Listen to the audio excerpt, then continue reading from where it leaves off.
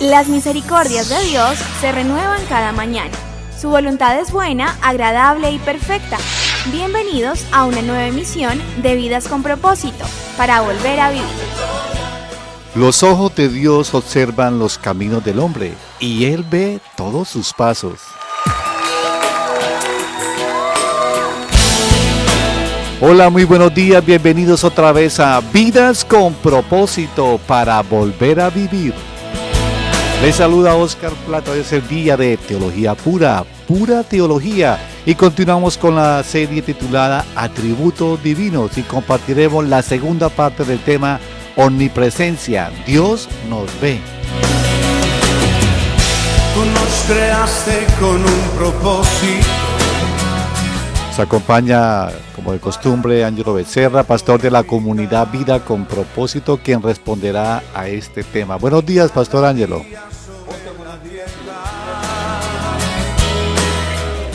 Proclamaremos tu majestad. Tú nos creaste para alabarte. Muy buenos días, Oscar. Tuvimos un pequeño percance. Buenos días, gracias estimado oyente, gracias por escucharnos. Y bueno, esperamos seguir edificando su vida por medio de la palabra de Dios. También nos acompaña nuevamente Arley García, líder de la iglesia. Bienvenido, Arley. Osquitar, muchas gracias. Que el Señor les bendiga. Buenos días, pastor. Y a todos aquellos que nos escuchan, que el Señor les bendiga. Apreciado, usted puede volver a escuchar el tema de hoy y también los temas que compartimos generalmente en esta franja de lunes a viernes de 7 a 7:30. Usted ingresa a nuestro canal en YouTube, escribe en el buscador de esta página Comunidad Vida con Propósito y allí encontrará este tema y las series que emitimos a diario. Estás escuchando Vidas con Propósito, para volver a vivir. Arley, hagamos un recordatorio del tema anterior, la primera parte del tema. Recordemos qué es la omnipresencia. Bueno, Osquitar, como veíamos el día de ayer, el atributo de la omnipresencia hace alusión a que Dios está en todas partes, en todos los tiempos y al mismo tiempo.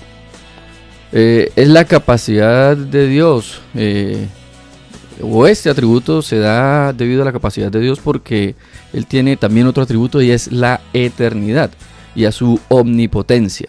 Sencillamente, Dios no está limitado ni al tiempo ni al espacio. ¿Cuál es la razón? Dios es espíritu infinito. En el programa anterior también estudiamos dos implicaciones de la omnipotencia de Dios. Primero, la omnipotencia de Dios supera mi entendimiento, dice el Salmo 139, versículo 6. Conocimiento tan maravilloso rebasa mi comprensión, tan sublime es que no puedo entenderlo. Y la segunda implicación es que la omnipresencia de Dios me protege, dice el Salmo 139, versículo 5. Tu protección me envuelve por completo, me cubres con la palma de tu mano. Aún en medio de los lugares más peligrosos, Dios está ahí. La omnipresencia de Dios debería llenarnos de tranquilidad porque Dios es el mismo que nos protege, está siempre ahí. Pastor Ángelo, ¿qué otra implicación tiene el atributo de la omnipresencia de Dios? Uno que de pronto para algunos no es tan agradable. La omnipresencia de Dios me vigila o me supervisa. Vea lo que dice este pasaje en el segundo libro de Reyes, capítulo 5, versículos 25 al 27. Vea cómo dice. Entonces Giesi se presentó ante su amo. ¿De dónde vienes, Giesi?, le preguntó Eliseo. Su servidor no ha ido a ninguna parte, respondió Giesi. Eliseo replicó. ¿No estaba yo presente en espíritu cuando aquel hombre se bajó de su carro para recibirte? ¿Acaso es este el momento de recibir dinero y ropa, huertos, viñedos, ovejas y bueyes, criados y criadas? Ahora la lepra de Naamán se les pegará a ti y a tus descendientes para siempre. No bien había salido Giesi de la presencia de Eliseo cuando ya estaba blanco como la nieve por causa de la lepra. Vea, hay una verdad bíblica y es que Dios es omnipresente y esta omnipresencia de Dios debería llenarnos a nosotros de un santo temor reverente. Bueno, por un lado, al que vive agradando a Dios, pues le da paz, ¿cierto? Saber que Dios lo está viendo, le da tranquilidad. Pero al que no vive agradándolo, al que vive desobedeciéndolo, debería llenarlo de pánico. Pastor, ¿cuál es el contexto inmediato de este pasaje donde aparentemente se ve a Eliseo como si estuviera, o si él tuviera este atributo que solo le pertenece a Dios? Bueno, lo ubico rápidamente en el contexto del pasaje, Oscar. El profeta Eliseo, por voluntad del Señor, sanó de lepra a Naamán, que pues él era un general del ejército sirio. El general que no le gustaba deberle un favor a nadie, quiso pagarle u ofrendarle al profeta con algún donativo, ¿cierto? Yo creo que si hubiera sido en esta época, muchos predicadores le hubiera gustado haberse encontrado con Naamán el sirio. Bueno, Eliseo, que en verdad era un profeta de Dios, que en verdad era un hombre de Dios, rehusó recibir algo del general sirio. Todo este cuadro lo está viendo el siervo del profeta Eliseo, que es llamado, aquí se llama en el pasaje Giesi. Entonces, Giesi decide irse detrás del general y a espaldas de Eliseo le pidió a nombre del profeta algunos donativos. Se lo quiero leer. Segundo de Reyes 5, 19 al 24. Puedes irte en paz, respondió Eliseo. Naamán se fue y ya había recorrido cierta distancia cuando Giesi, el criado de Eliseo, hombre de Dios, pensó: mi amo ha sido demasiado bondadoso con este sirio Naamán, pues no le aceptó nada de lo que había traído, pero yo voy a correr tras él a ver si me da algo, tan cierto como que el Señor vive. Así que Giesi se fue para alcanzar a Naamán. Cuando éste lo vio correr tras él, se bajó de su carro para recibirlo y lo saludó. Respondiendo al saludo, Giesi dijo: mi amo me ha enviado con este mensaje. 2 jóvenes de la comunidad de profetas acaban de llegar de la sierra de Efraín. Te pido que me des para ellos 3,000 monedas de plata y 2 mudas de ropa. Por favor, llévate 6,000, respondió Naamán, e insistió en que las aceptara. Echó entonces las monedas en dos sacos junto con las 2 mudas de ropa, y todo esto se lo entregó a 2 criados para que lo llevaran delante de Giesi. Al llegar a la colina, Giesi tomó los sacos y los guardó en la casa. Después despidió a los hombres y estos se fueron. Mire, el siervo de Eliseo, que había visto el gran poder de Dios muchas veces y que acababa de presenciar la omnipotencia de Dios al sanar una enfermedad incurable como era la lepra, él no discierne que Dios también es omnipresente y cree que puede pecar sin que nadie se dé cuenta. Y en este pasaje vemos el juicio de Dios de manera inmediata. ¿Qué pasa cuando alguien intenta burlar la omnipresencia de Dios y decide pecar en lo oculto? Oscar, vea, se lo quiero decir de la siguiente manera: Dios le dará su merecido. En el caso de Giesi, la lepra que tenía Naamán se le pegó ahora a él y a toda su familia. Pastor, ahora la pregunta es: ¿cómo Eliseo supo lo que hizo a escondidas su criado Giesi? Sencillo, pues Dios le mostró eso, Dios le reveló, Dios le dio esa capacidad de observar eso. ¿Cómo se lo reveló el Señor? Porque al leer este pasaje de la Escritura, alguien de manera osada podría interpretar que Eliseo tenía el atributo de la omnipresencia. No, ese atributo, Oscar, es único, exclusivo de Dios, y él no se lo comparte a nadie, ¿sí? O sea, solamente le pertenece a la divinidad. ¿Cómo Eliseo se enteró de lo que Giesi hizo en lo oculto? Pues a través del don de ciencia. El don de ciencia o palabra de ciencia, como aparece en el Nuevo Testamento, es el don del Espíritu Santo por medio del cual Dios comparte el conocimiento de hechos que sucedieron en el pasado o que están sucediendo en el presente, pero Él lo comparte por un momento. No es que esa persona se convierta en alguien que a toda hora está viendo el futuro o que está viendo cosas que sucedieron en el pasado, no, en momentos específicos. Este conocimiento se recibe de manera sobrenatural y va más allá de toda posibilidad humana. Un humano no tiene esa capacidad, ¿sí? Es decir, Dios, que es omnisciente y omnipresente, le muestra al hombre, quien no lo es, acontecimientos que es imposible que él por sus propios medios conozca. Pues un ejemplo es Pedro con respecto a Ananías y Zafira. Ananías y Zafiras, leemos en el texto bíblico, pecaron en lo oculto, ocultaron algo, ocultaron una información y se presentaron ante Pedro como si nada.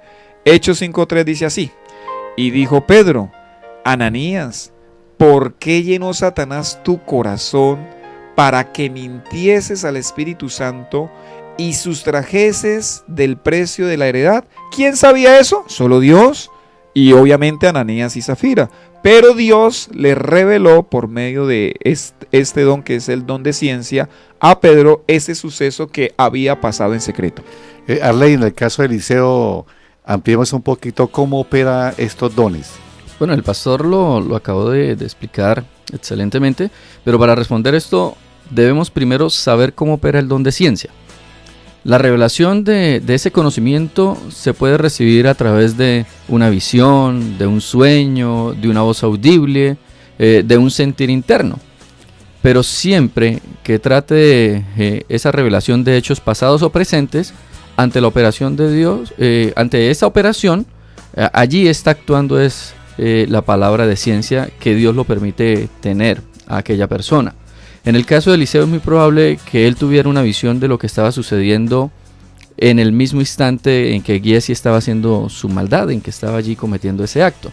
Y cuando uno habla de este don, las personas tienden a atemorizarse, se asustan y dicen, uy, ojalá nadie en la iglesia tenga ese don, y menos el pastor. Sí, cierto, les da miedito. Sí. ¿Eso qué revela? Pues vea, eso revela que se teme más a los hombres que al mismo Dios, que les importa más su imagen que su carácter, que no sienten ni la más mínima pena o vergüenza por su pecado. Y allí podríamos decir que hay un principio que no podemos pasar por alto. La omnipresencia de Dios hace que el pecado secreto sea escándalo en el cielo. Estamos en Vidas con Propósito en el dial 1020 AM y por internet a través de radioprimavera.com. Hoy con el tema de la omnipresencia. Dios nos ve. Hasta aquí hemos visto 3 implicaciones del atributo de la omnipresencia.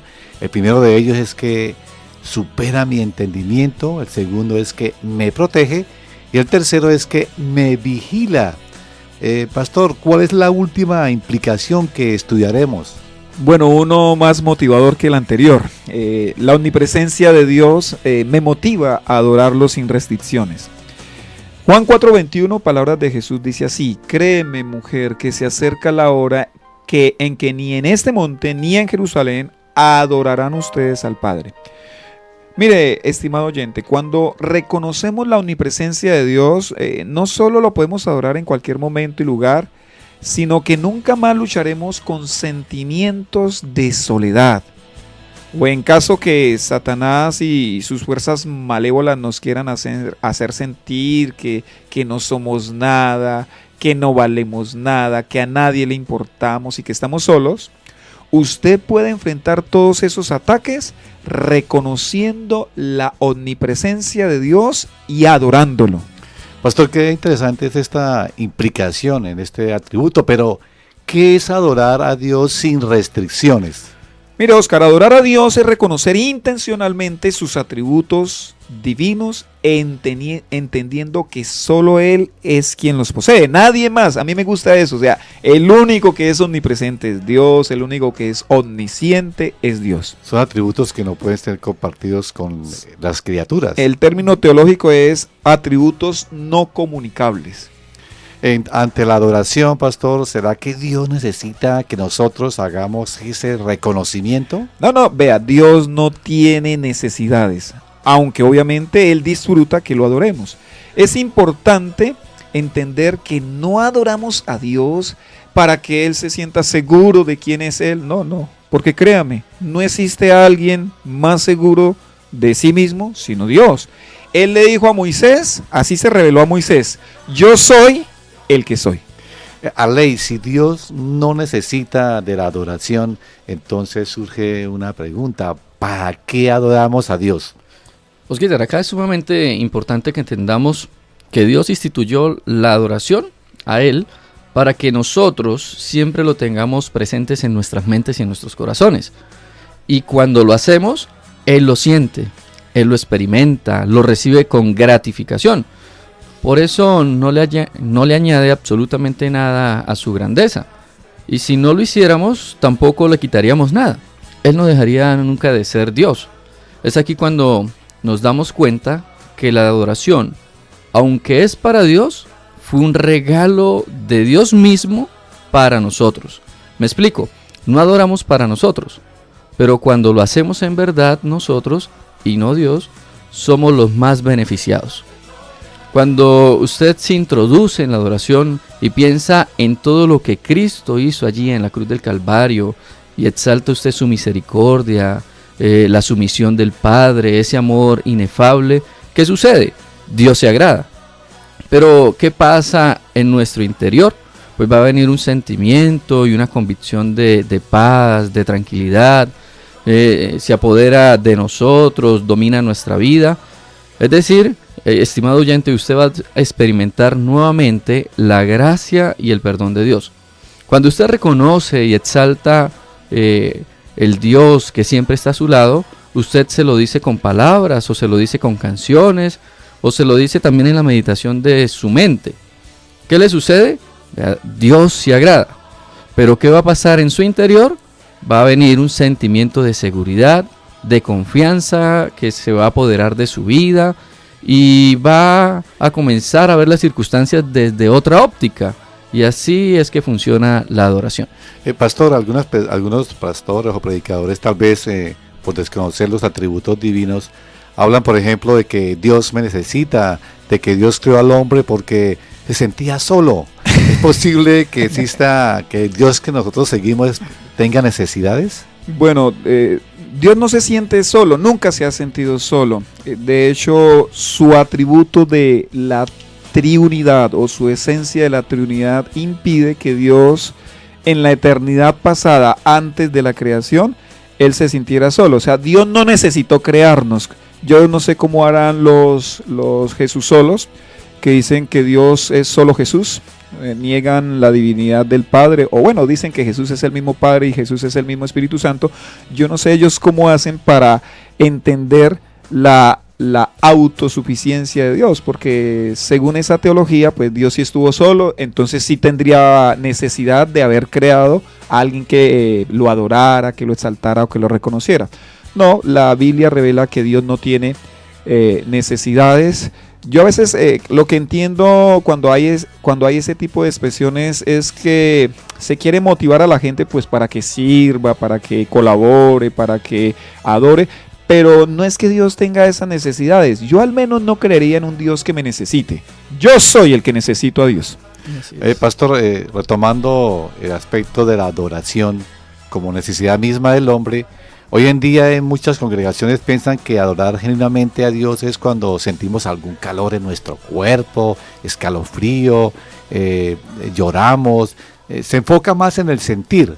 A esto se ha sumado al lugar luces de colores, humo, y si no hubo nada de esto, se considera que no adoré a Dios genuinamente.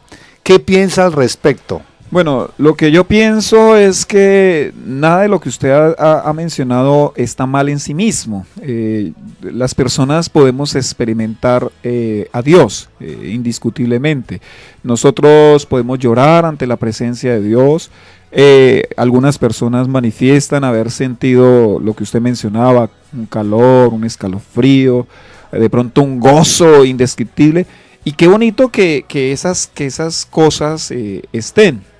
El problema que yo le veo, Oscar, es cuando queremos centrar la adoración en esas cosas. Y si no las experimentamos, creemos que no podemos adorar.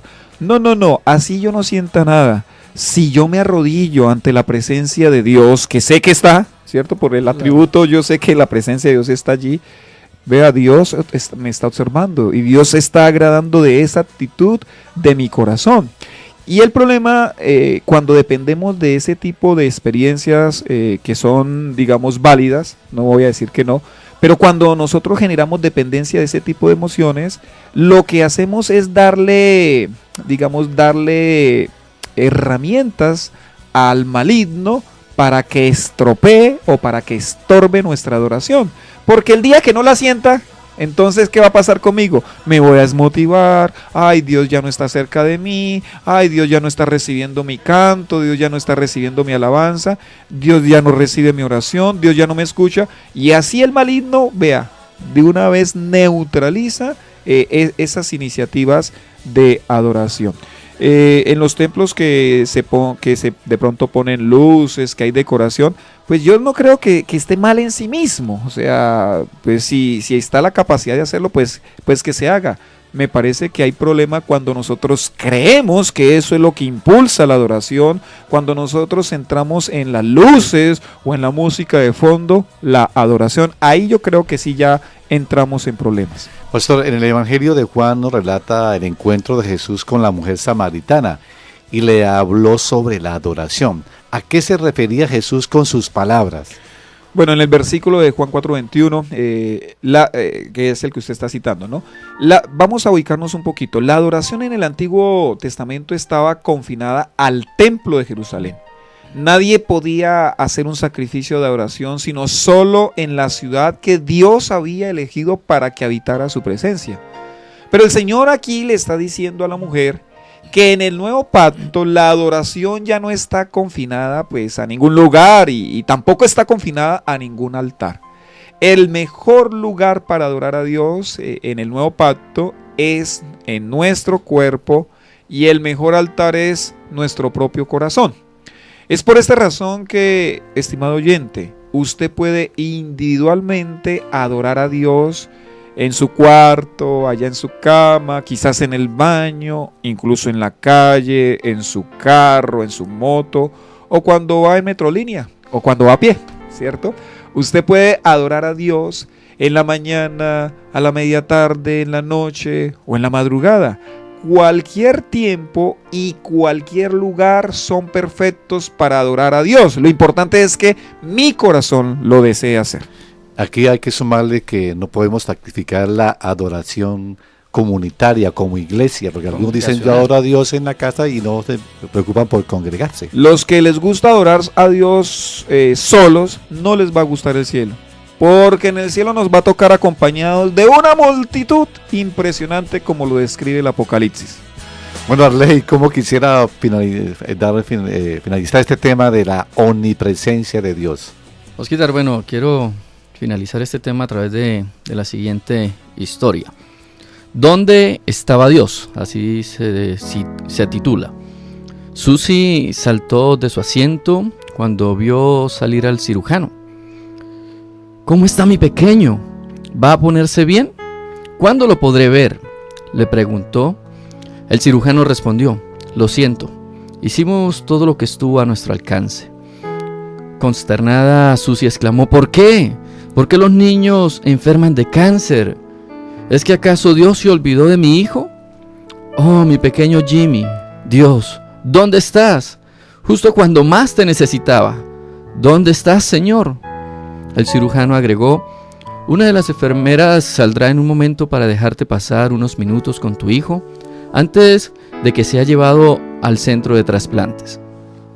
¿Dónde estás, Dios? Susi pidió a la enfermera que le acompañara mientras se despedía de su hijo. Recorrió con su mano su cabello rojizo mientras lloraba. La enfermera le preguntó si quería conservar uno de los rizos de su pequeño. Susi asintió. La enfermera cortó el rizo, lo colocó en una bolsita de plástico y se la dio. Fue idea de Jimmy donar su cuerpo, dijo Susi. Él sabía que podía ayudar a alguien más. Eso es lo que él deseaba. Yo al principio me negué, pero él me dijo: mami, no lo usaré después de que muera, y tal vez ayudará a que un niñito disfrute de un día más junto a su mamá. Mi Jimmy tenía un corazón de oro. Siempre pensaba en los demás y deseaba ayudarlos como pudiera. Susi salió del hospital infantil por última vez. Había permanecido ahí la mayor parte de los últimos 6 meses. Colocó la maleta con las pertenencias de Jimmy en el asiento del auto junto a ella. Fue difícil emprender el regreso a casa y más aún entrar a una casa vacía. Llevó la maleta a la habitación de Jimmy y colocó los autos miniatura y todas las cosas justo como él siempre las tenía.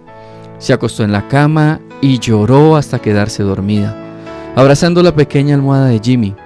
Despertó cerca de la medianoche y junto a ella vio una hoja de papel doblada. Era una carta que decía: querida mami, sé que vas a echarme de menos, pero no pienses que te olvidaré. No dejaré de amarte solo porque yo no estoy ahí para decirte te amo. Pensaré en ti cada día y cada día te amaré aún más. Algún día nos volveremos a ver. Si deseas adoptar un niño para que no estés solita, podrá estar en mi habitación y podrá jugar con todas mis cosas. Si decides que sea una niña, probablemente no le gustarán las mismas cosas que a los niños y tendrás que comprarles muñecas y cosas de esas. No te pongas triste cuando pienses en mí. Este lugar donde estoy ahora es grandioso. Los abuelos vinieron a recibirme cuando llegué. Es tan hermoso todo lo que hay aquí que tomará algo de tiempo verlo todo, pero tendré la eternidad para hacerlo. Los ángeles son muy amistosos y me encanta verlos volar. Jesús no se parece a todas las imágenes que vi de él, pero supe que era él tan pronto lo vi. Jesús me llevó a ver a Dios el Padre. ¿Y qué crees, mami? Me senté en su regazo y me abrazó y le hablé como si yo fuera alguien importante. Le dije a Dios que quería escribirte una carta para despedirme y todo eso, aunque sabía que no estaba permitido, y Dios me dio papel y su pluma personal para escribirte esa carta. Creo que el ángel que te llevó la carta se llama Gabriel. Dios me dijo que te responderá a la pregunta que le hiciste en medio del dolor. ¿Dónde estabas? Dios, cuando más te necesitaba mi hijo. Dios dijo: yo estaba en el mismo lugar cuando Jesús, mi amado hijo, estaba muriendo en la cruz. Estaba justo ahí. Nunca me fui. Siempre estoy allí. Nunca me voy ni me alejo. Esta noche estaré a la mesa con Jesús para la cena. Sé que será fabulosa. Casi olvido decirte, ya no tengo ningún dolor, el cáncer se ha ido. Me alegra, pues ya no podía resistir tanto dolor y Dios no podía resistir verme sufrir de ese modo. Así que decidió traerme con él. Con amor firman Dios, Jesús y Jimmy. Gracias por acompañarnos y por escucharnos en esta mañana. Y le deseo que pase un día muy feliz.